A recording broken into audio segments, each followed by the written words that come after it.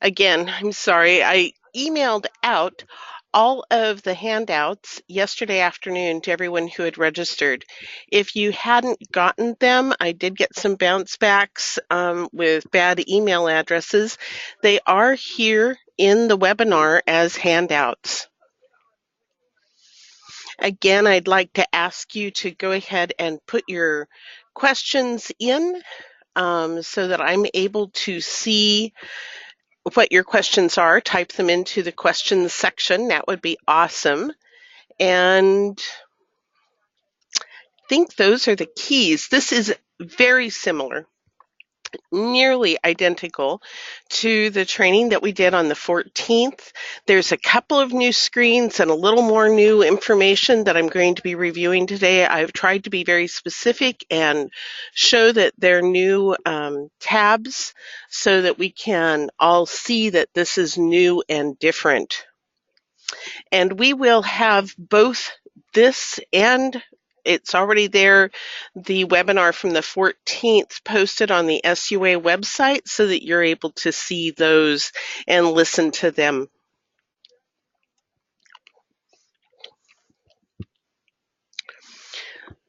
So the change is coming up faster than we can imagine, isn't it? So next Monday, when you come into work and you turn on Oregon Access, you're going to see the updated and renewed Oregon Access caps and service planning. You've already attended or you will be attending the ADL Change webinar. That's a very significant changes.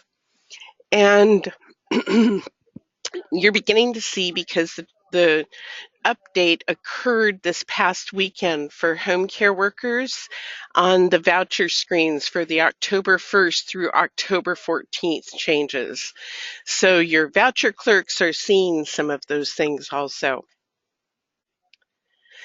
Today, we're really going to look at what is this big picture and why. What have we communicated? Many more details about this 14-day, 2-week service planning that's occurring for all of our program, not just home care workers. It's easy to get stuck there, but this 14-day issue will also be affecting anything we apply hours to, including in-home agencies. We're going to look at how the CAPS assessment and the date segment is changing up. Look specifically at the home care worker service plans, the in-home agency service plans, and then converting these 14-day plans back into a monthly for our OPI forms. So again, I have not heard the outcome of the collective bargaining agreement. I believe that that is concluding this week. The people in the bargaining teams felt very assured that we should go ahead with these changes without ratification, believing that the home care worker unit will go ahead, or group will go ahead and ratify that. And that is specifically related to the 14-day pay period change for the home care workers, that statement. But we had a lot of things converge. We had a financial agreement and an agreement with the legislature to look at narrowing the door, if you will, with service priority levels. So the ADL changes, which we saw a great deal of for the physical ADLs there in March and April when we thought it was forthcoming, and then we kind of got sidelined with some other things and it was held until now here in October. We also now have, joining into that change, very significant changes with cognition. And a difference in the definitions of what is full assist and what qualifies into being an SPL3. So we're going to see some of that when you go through that particular training. We also have forthcoming within a year the provider time capture, the online payment system for home care workers. And in preparation for that, we needed to really clarify the work week, as well as we had seen many consumers have a great deal of difficulty maneuvering their way around this rotating work week within our legal definition of a work week, and managing overtime and managing hours, as well as it's always been challenging for us as case managers to step into that conversation and know, is this person wanting 2 hours on Mondays and 1 hour on Thursday? That's 3 hours a week, but how do I figure out what the division is? Well, now it's simple. So we're going to look more at that. And much of the support that's required for technology changes has to come from the IT department. And the IT department is getting very involved in the upcoming, in this upcoming year, as we move to the IA program. So we're going to see that all of those things factored together to pull all of this together, occurring here October 1. Change is hard. Not going to play around with that. I recall many times in my career that we've had major changes within either the CAP system or the software system, and it's difficult. It's messy, but I'm not so sure that I'd call it gorgeous at the end, but here Robin Sharma does. But that's a way of looking at it. It's not a bad place to go. It's getting there that's tough, and you're not alone. We're working our way through it. The most significant change with that ADL definition is the definition of the number of times an individual needs assistance. I think it's really stuck in our head that we've got it, that they need hands-on assistance in mobility and in elimination and eating, and that fits there. But know that for us who live in the OPI land, we have just as many individuals who need help with bathing, personal hygiene, dressing, and grooming. Those frequencies have also changed up. So stay aware of that as you're looking at it. Yes, the whole intention of this is to be looking at a similarity in all of our assessments at meeting that nursing home level of care.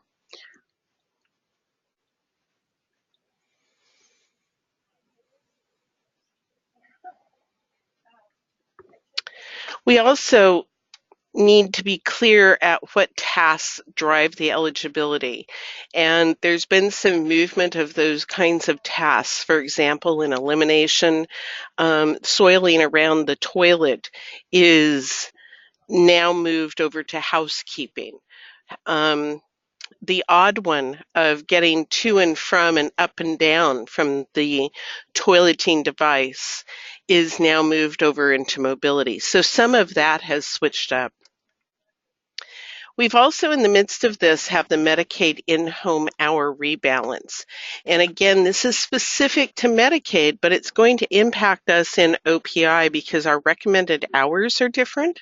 No longer will they be the hours we've become familiar with, but they're also going to be reduced because of moving from a month-long to a 14-day long.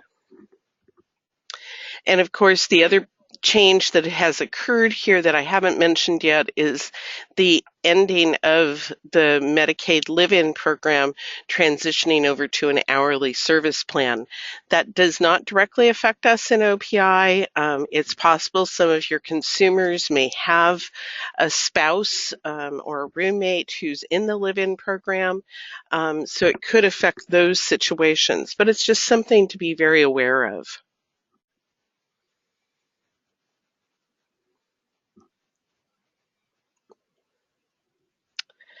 So what communication has gone out?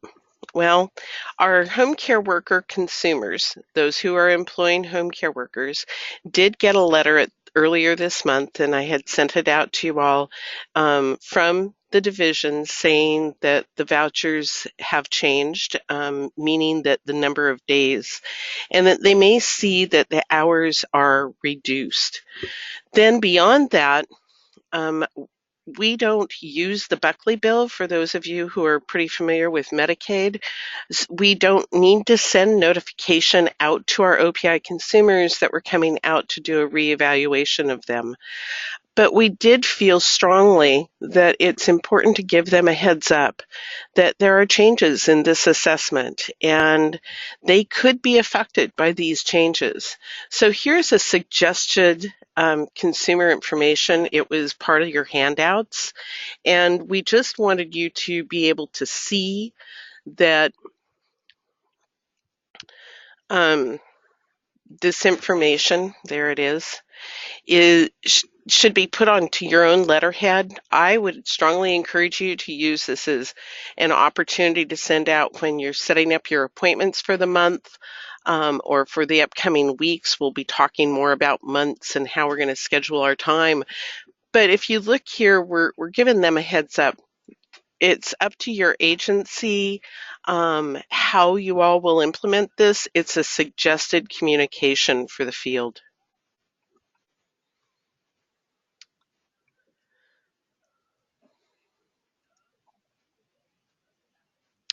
It's looking like we have some technical difficulties in some of the field offices, and so I'm encouraging y'all to just to hang in there and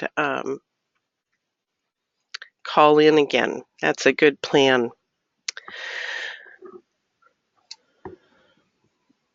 There has also been communication that's gone out to the home care workers, and they have had opportunities to learn more about this. There is a hotline that I would strongly encourage you to use and to have available for your home care workers, taking you out of that middleman spot of having to give that information directly out to them. In fact, you may choose to put this phone number, and I apologize, I didn't put it into the screen, but you may choose to put this phone number into your voicemail answer.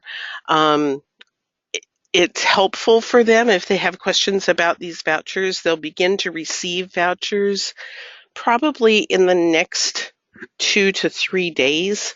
The vouchers ran last night, so they'll be going out in the mail this morning. So it's also quite likely, because this was a late voucher run, that we may get calls Friday, Monday saying, where's my voucher? I haven't gotten it yet. And it's coming. We just did a late run due to this change in the system.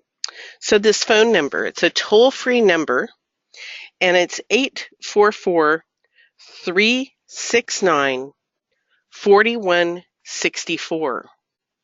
And I'm going to go ahead and type that in also on our comments page, on our chat page.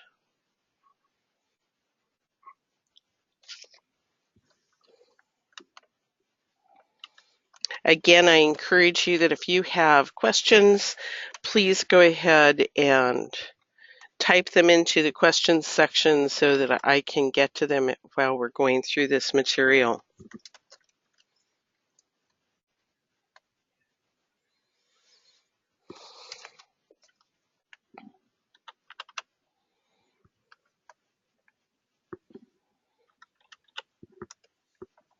Again, that phone number is 844-369-4164. I had gotten a question if this number would have the ability to use interpreters or bilingual, and yes, they will. It will be answered by an English-speaking person, but they will get an interpreter if needed.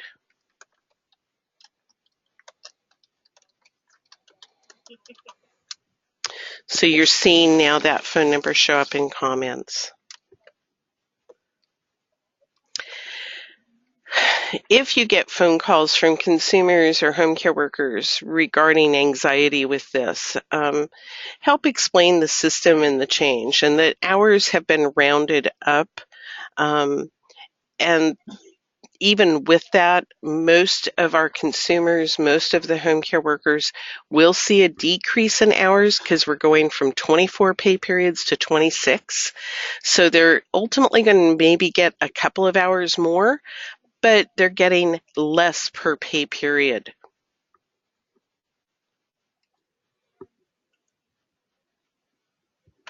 This is the letter that was sent out to the home care workers, and you're going to see that this information was reviewed and an FAQ was done, and it's IM 17061 that went out.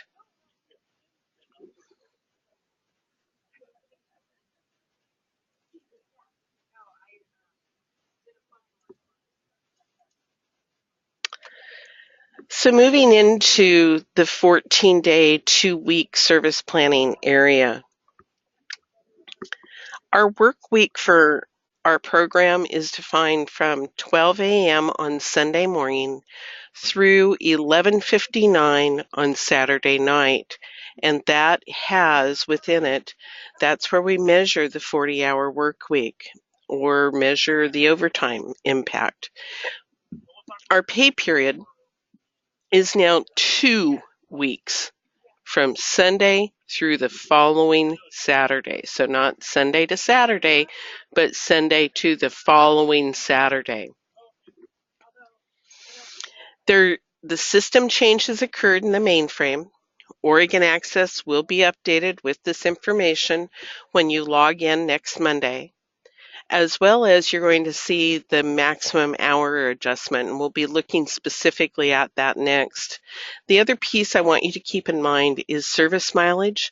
We do need to reevaluate service mileage for everyone. The hours that are there will be transferred into the existing plan. So if you need less hour or less miles, please go ahead and update that section of your voucher.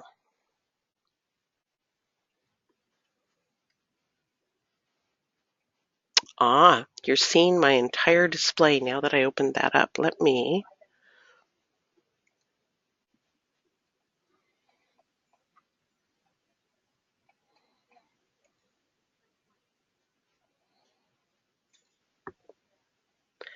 There. Does that make more sense now? I'm sorry that you were seeing all of that. Oh, good. Thank you very much for that feedback. A question that I hope I've answered for you there is, was a letter sent to the OPI consumers about the voucher change? Only to those that used home care workers, and that was sent out. And it was sent probably 3 weeks ago.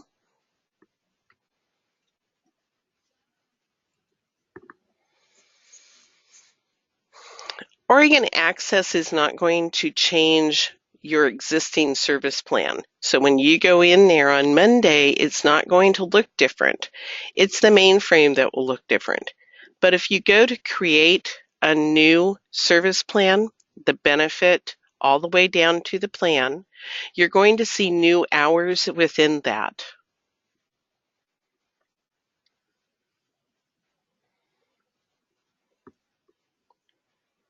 You're not required to do anything here in October until, or beyond, until your new assessment is due.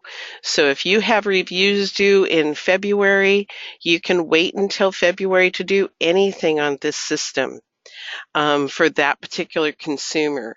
It's, if you will, going to take a full 12 months for this to get implemented on Oregon Access.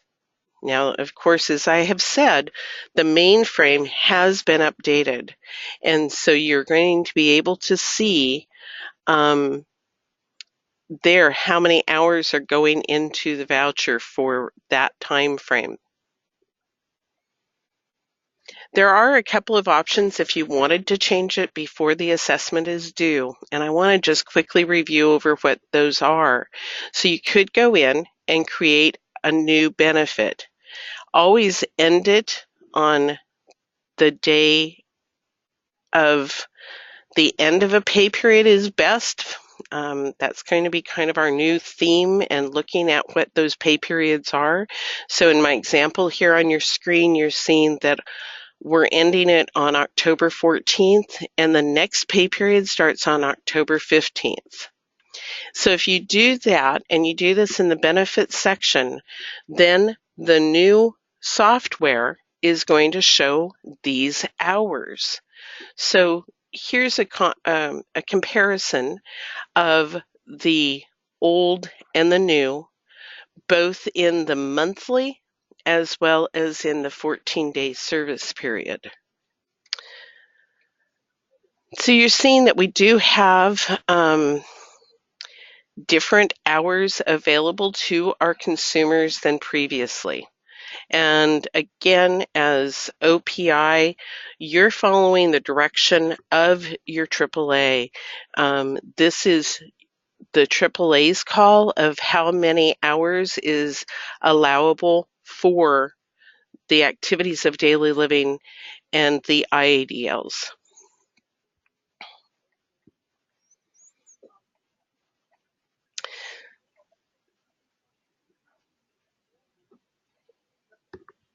You can see here in this comparison, some of the changes could be pretty significant. So for example, though we're getting additional hours in med management is a good example. Our maximum used to be 6 hours a month. Our new maximum is 10 hours a month, or per pay period, 5 hours per that 14-day pay period. So there's a little bit of an increase there. Whereas for meal prep, in all areas, you're seeing a decrease in the number of hours. Again, this was based off from the time study that was done and working with the individuals who were participating in that time study to see how long does it actually take someone in a consumer's home to complete the tasks set up in these specific areas. This went through a rule advisory committee and has now passed into rule, and it will be implemented, like I have said, October 1. So when you get into the hours segment, this is what this will actually look like now. You can see the assessment hours for these various needs have changed. So you're going to be thinking about, what do I actually need for my consumer, and giving a reason that is appropriate for why we're not using all of the hours. A new addition into the reasoning that has occurred in the past year has been the OPI program. So we're able to actually use that now and not having to come up with creative other ideas.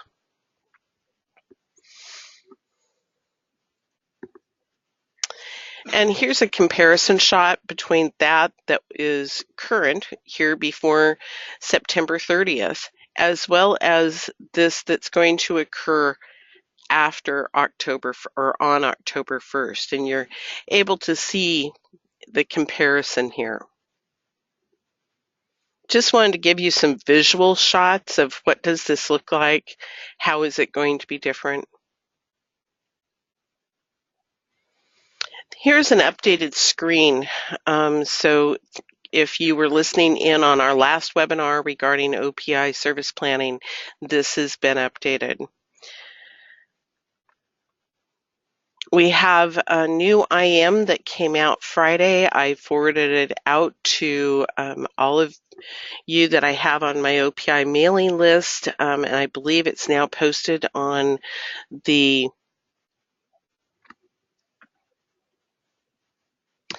information memorandum listing.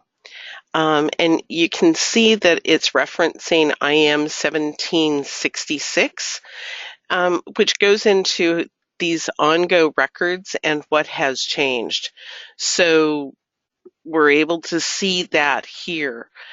Oregon Access, like I've said, is still going to display that monthly hour format until you update that section. So when you go into this and you say this is no different, that's right. It won't show that until you create a new benefit. This is new.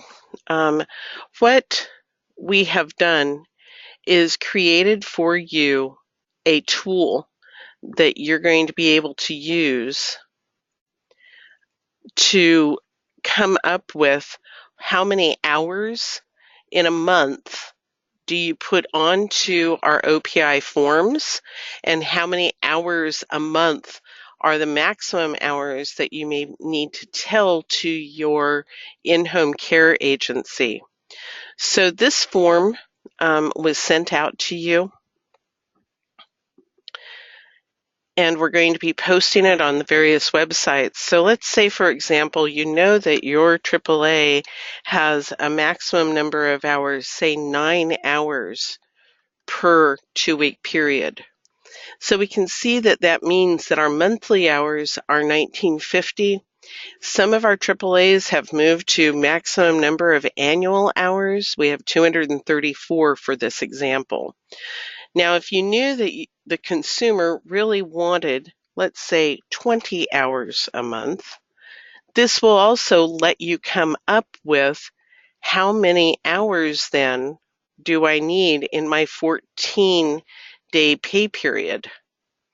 And remember, in the transmittals and information and conversations I've had with you all on our conference calls and things, we've talked about how hours are rounding up. In this tool, I'm not rounding up. We're only taking it out 2 decimals, so there is some rounding that's occurring, but this allows you to see. So if I had changed this to 19 hours, then you can see how that rounded up then to the 9, and we're still coming out with the exact same number of annual hours. So whether you're a voucher clerk trying to confirm these hours, whether you're working on your caseload, completing a form, this tool will help you do that math. The math is here in this section below, and you can see how to do it yourself if you would rather. Otherwise, this Excel worksheet will cover that for you. And you can save this off to your desktop. I emailed it out to you with the handouts. It will also be posted on the websites. Any questions so far regarding this?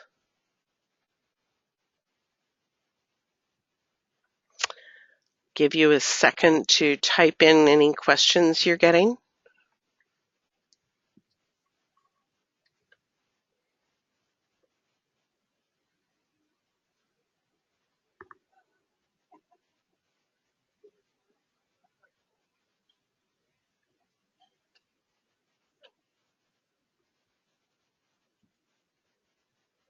Okay.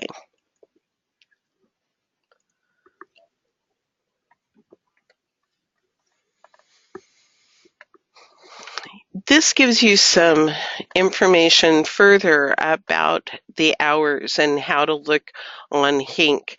What you're going to see on HINC, and then when you go into the detail screen of it, the HINV, are going to be updated with what is now the 14-day section.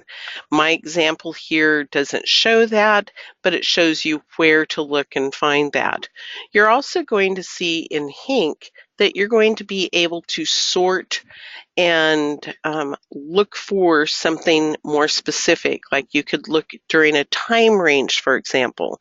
So you can put in HINC, R prime number, and then you're going to be able to after you come into that section, put a comma and the date range. You're going to see some new sorting, and that information is available in IM 1766 for details on how these are changing. The other thing I want to encourage you to be aware of is that we're going to have a conference calls going on for our home care worker clerks. Those are going to be occurring on Wednesday afternoons.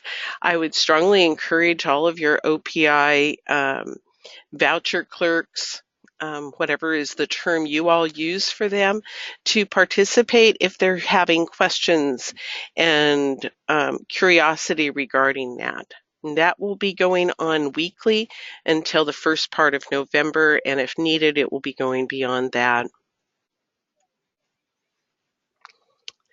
The 546 essentially is not changing. This is a copy of the new 546. The thing that we need to be very clear of in OPI, especially as we work with in-home care agencies, is the statement that this is for OPI.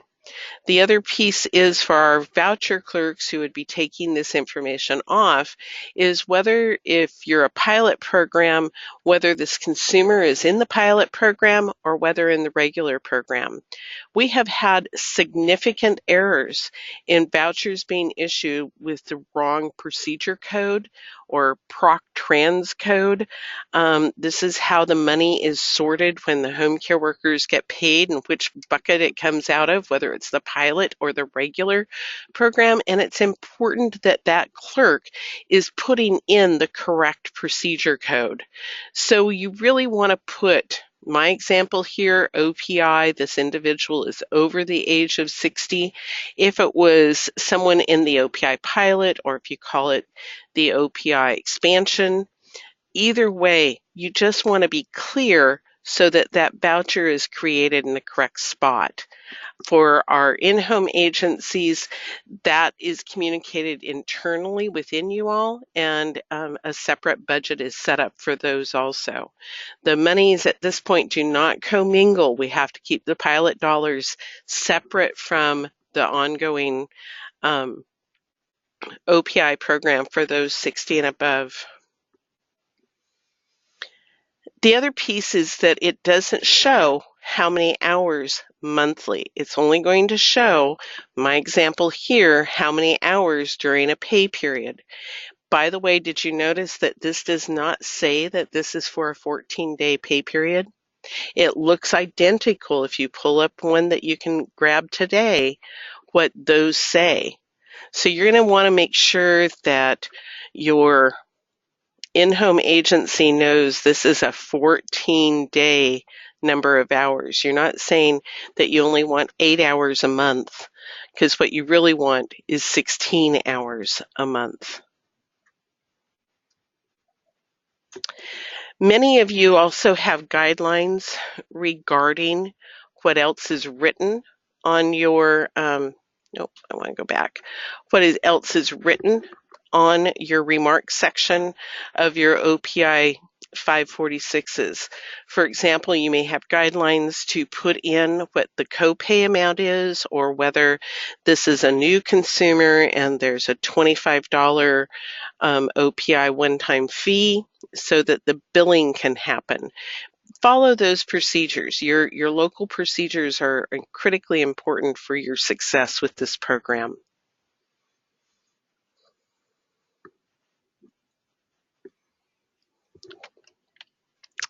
So those date changes that I mentioned, and you may have heard of this. I know that I've heard about it, and when I did the calendar and calculated it out, I went, oh my goodness.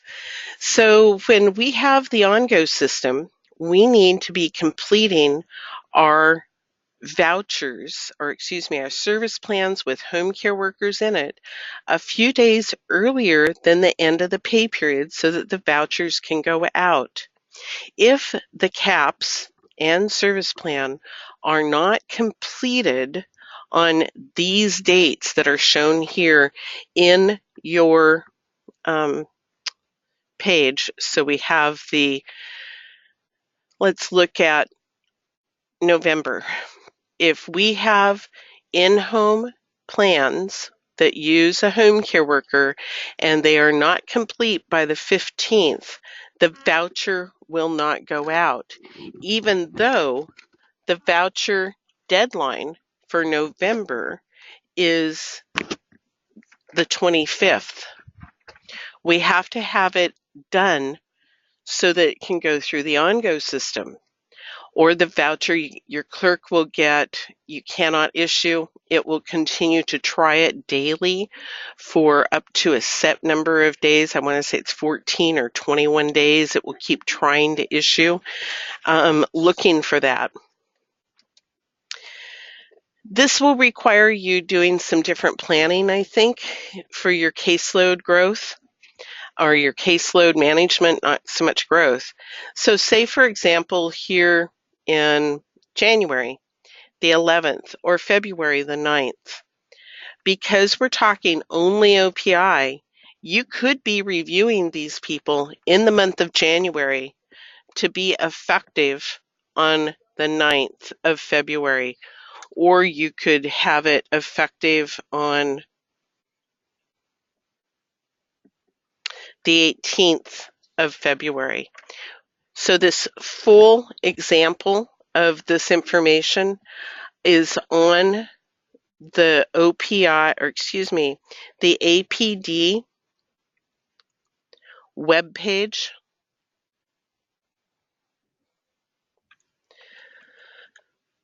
So I'm in Staff Tools, the APD Staff Tools for case managers, and then down I go into the APD October 17 changes. And if you come down to the 2-week authorization section, you're going to see the home care worker calendar for local offices. And here you're able to see the full calendar with the pay period start dates, when are vouchers coming in, and what's our deadlines. You recently got a copy of this in the mail. I was able to send out 2 copies of these laminated to all the AAAs. Otherwise, you're going to have to print off your own copies of this. The other one that has gone out to you all is this one, which is more of a calendar instead of a list. Shows you where pay dates are. It also has the key down at the bottom so that you're able to track that and you can look at it. It does not show when you're going to have vouchers done. Most often, if the end of the pay period is like here on March 17th, most often then we will have that our in-home plans have to be completed by the 9th so that things get completed and into the OnGo system for print.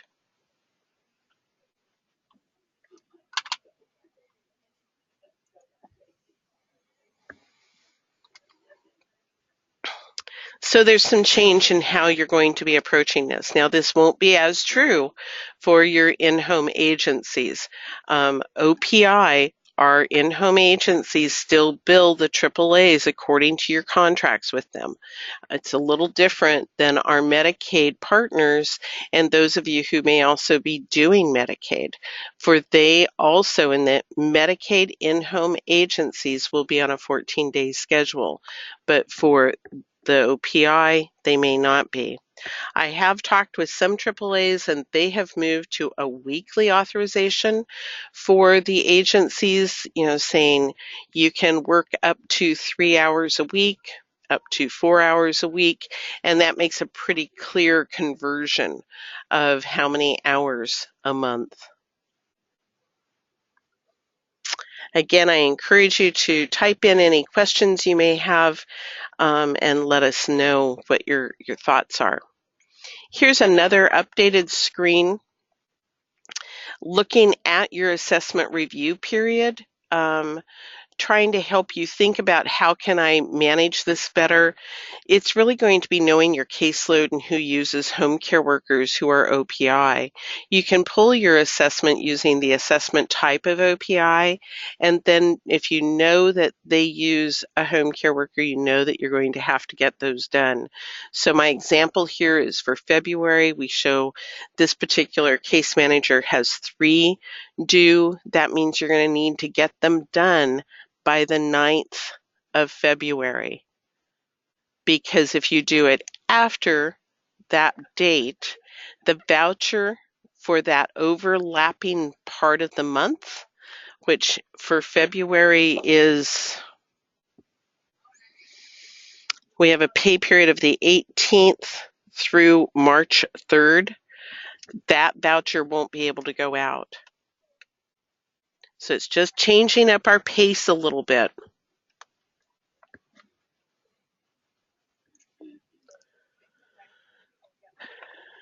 You're going to be able to put those exact dates in your begin and end dates if you choose to. You can't do it so much on the CAPS assessment because that runs for the full month. It will do a review before, and you can put March of 2018 or October of 2018 in there, but it won't let you fine tune it further to say I want it to do this by October 14th of 2018.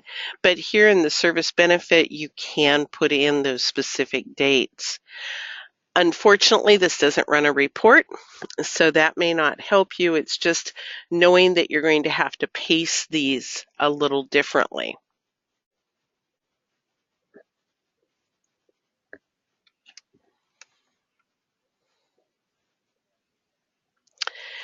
So here, just a reminder that for that home care worker to get a voucher, the benefit dates must cover the entire pay period. So that's what's holding us up. So let's say you didn't get it done and a voucher's got to get out. Then what we can do is have someone who has a tier 2 exceptions approval or security level for Oregon Access who can extend that benefit out. The benefit extension can only be until the end of the pay period that you're trying to get it done in. So you want to get your new assessment done during this pay period extension time. So let's use, for example, the month of December. So in the December example, you need to have them done, I believe that it is by the 15th. So in that case, if you miss that and you have the pay period of December 24th through January 6th, you're going to want to complete your CAPS during that time period to start a new CAPS, a new service plan on the 7th of January. If you don't know who your tier 2 person is in your office, if you're in a type B, it's likely going to be your manager. If you're in a type A, you can feel free to email either Lori Watt or myself, and we will look up for you who your tier 2 level person is.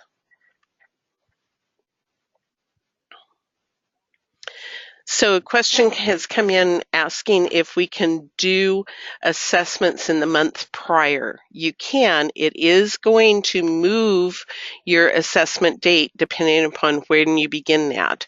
Remember, if you do an assessment, let's say on January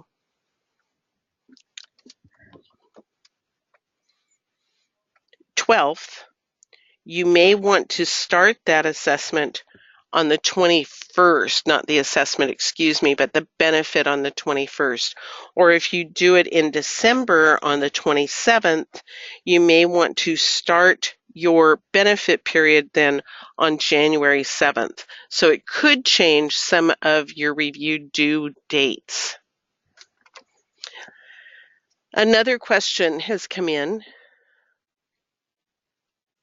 So the question is, what are we really extending out? Not being clear on that in regards to the days that are not captured in the 14-day period. So I'm going to go back. Actually, I will use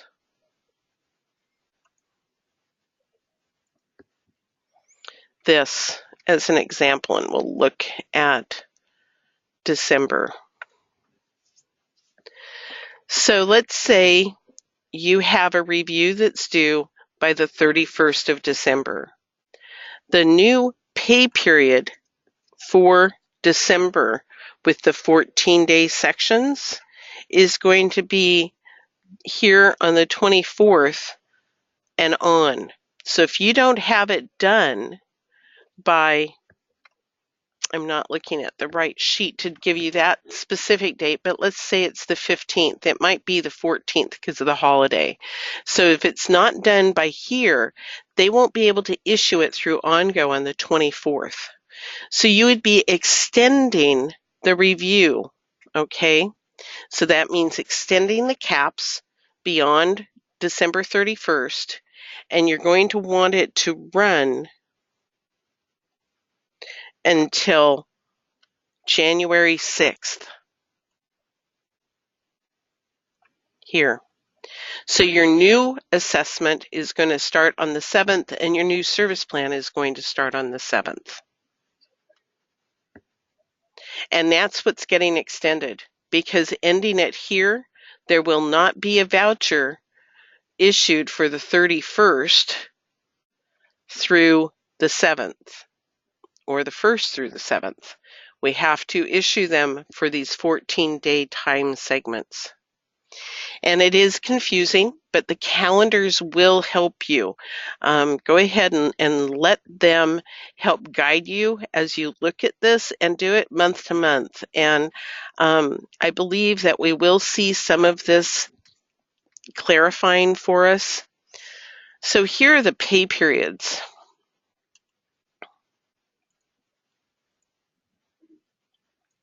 So going to this December date that I've been using, you want to get your in-home home care workers, those assessments and benefits completed by the 15th. That will then allow the voucher for the 24th of December through January 6th to be released and sent. And then for the home care workers, these are those important dates for them. They have to submit their payment voucher by the 10th.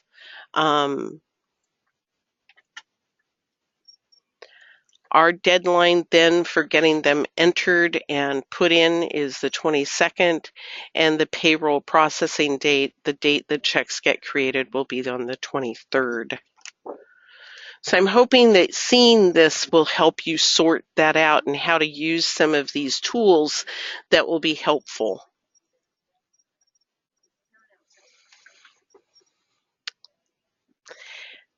The reason that we would like to have used for this extension would be to give adequate notice.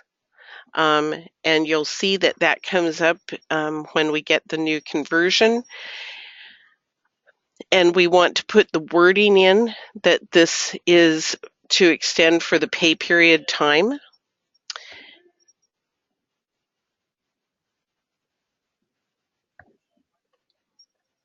There's the example: to provide adequate notice, 2 weeks, and what the 2 weeks are, and the extension into the month.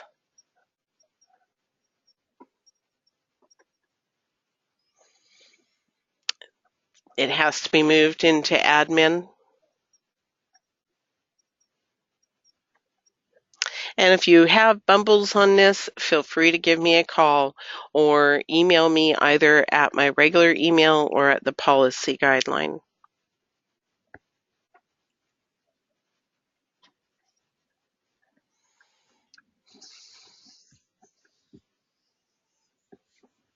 Again, we just need to keep in mind what our dates are and how this works. Here's the extension and what that would look like and how you would formulate that benefit tab for that extension, because you would have to end the one that would end at the end of the month. As you can see, it shows approved, and then you're creating a new one.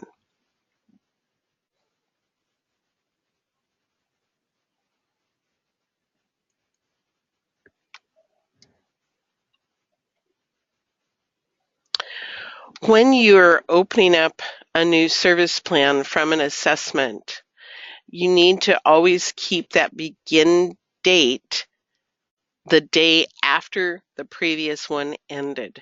That provides this continuous factor that needs to be played out.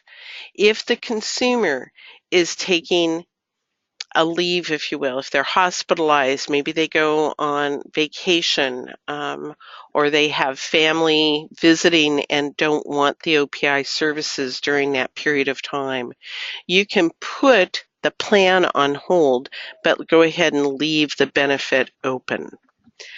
I would use internal practices with that, like no more than 4 weeks, maybe 6 weeks maximum for doing that. And if it goes beyond, um, have that conversation, because the home care worker or agency is going to fill in those time slots, as well as the predictability of the services. How much do they need them and how regularly do they need them?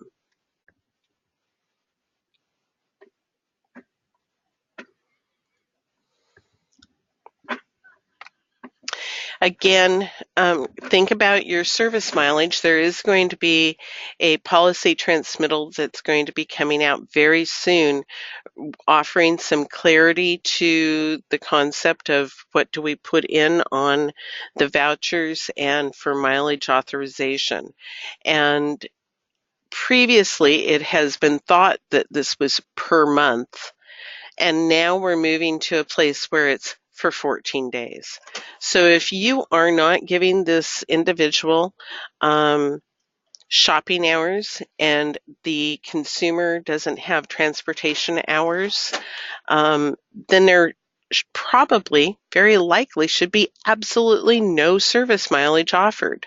For some AAAs, I've gotten questions about using mileage. Doesn't that increase our costs to the agency? No, it doesn't. The mileage reimbursement to the home care workers is included already in the rate that the state charges the AAA for the home care worker services.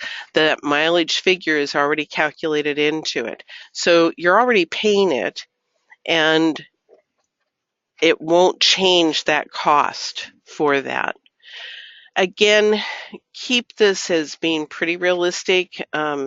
You'll see some guidelines being offered up of using a MAPS kind of app or process to see, if they shop most often at Winco, what is a round trip to Winco during that time frame, and trying to really look at keeping our service mileage in a more reasonable place. So as you see noted over here, this is going to be in APD. It's a policy transmittal. It's going to be coming out soon, but I'm not certain when. There's so many pieces of information coming at you. We're trying to space out some of those that could be considered maybe less important. So we're doing some of that. That monthly conversion piece that I was showing you earlier, that's really to go into the service agreement form, as well as onto the OPI income and fee determination form. So both the 287L and the 287K both call for monthly figures. We may look at that in the future to see if we want to begin to move from monthly into pay period times, and what would be the effect to our consumers' communication and billing for the consumer. But those are conversations in the future when we might be opening the OPI rule and looking for some different guidance for the OPI program. Today and right now, as we move into this change, we are sticking by the monthly costs for those forms and for Oregon Access. A field that needs to be completed in Oregon Access for OPI consumers, even when they have 0%, is that when you click the OPI box, you need to go into the Service Benefit tab in Oregon Access. This looks like the green Recycle tab and the service section where your name's on the overview. You're going beyond it. You need to complete the OPI monthly fee and the OPI fee. These come directly off from the fee determination record. It will have these numbers right there on it when you use that form.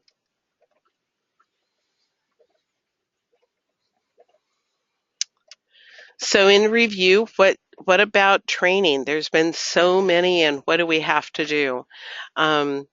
There's this voucher change webinar that we've now presented that twice.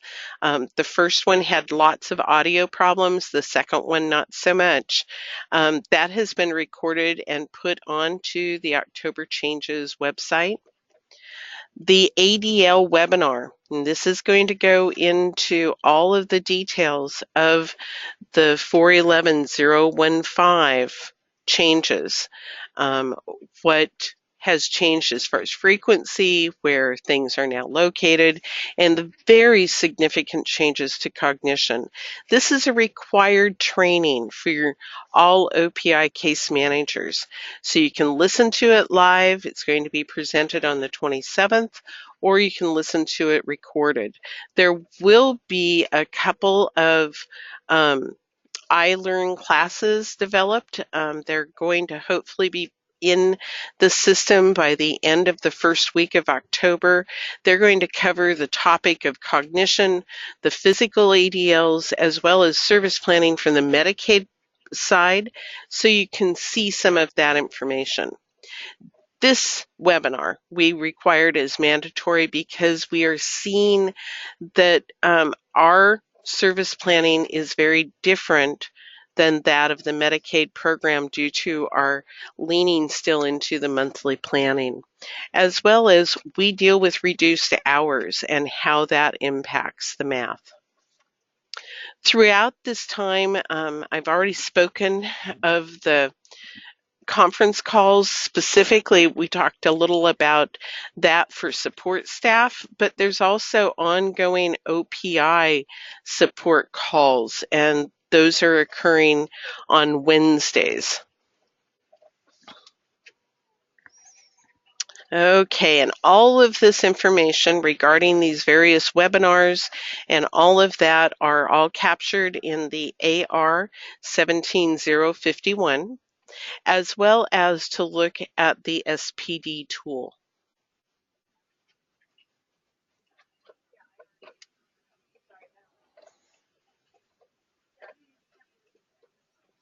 So a question has come regarding whether the monthly fee box that's on the webinar or on Oregon Access, it's not editable. It will be when you do your new assessment and you click your OPI box, and then you're able to go in and edit that. Okay.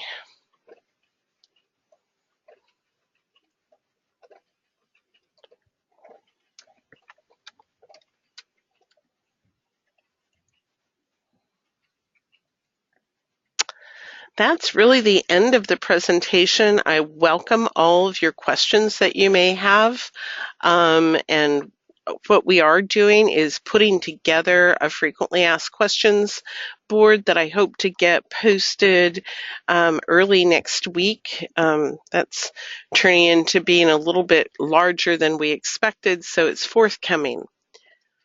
So feel free to pepper me with your questions. If you haven't thought of them here while we've been talking, please go ahead and email those questions to me to be included.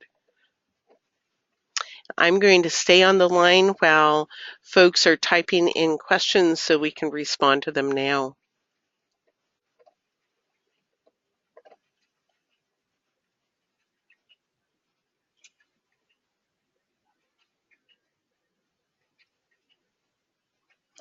Again, I'm just waiting for questions to be coming in. I really encourage you to use this OPI Changes website.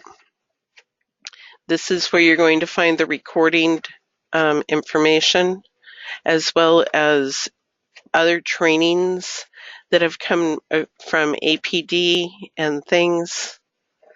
The SUA information will be posted in here for OPI.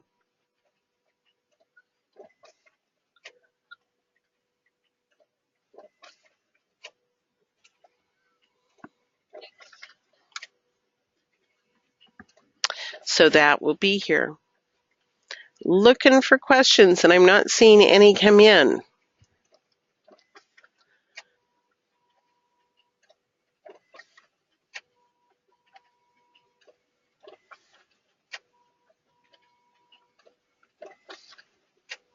The question that just popped up is, will we still be able to move a service plan from a home care worker to an agency seamlessly? Yes, you're going to go ahead and do it as you have done before. You can use the model lane system and do that. Again, if you're not changing it from the benefit down, you're going to only be seeing the monthly hours. You're going to have to type in what are going to be your 14-day hours. So if you're going to do that before you do your new assessment and a new benefit, I would encourage you to take a look at creating a new benefit, and you can go ahead and model off from that, because you can now model between benefits. Good question. Thank you.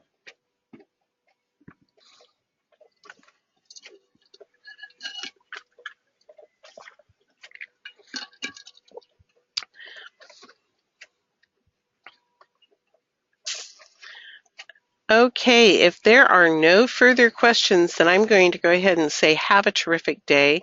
I really appreciate all the time you have spent learning this month and hearing more about it. And I think as the rubber hits the road next week, you're going to have lots more questions, and we can answer them on our conference calls. And if needed, we can have further webinars to help clarify and deal with any issues that are coming up universally across the system. So I wish you well and have a great day. Thank you for being with us today.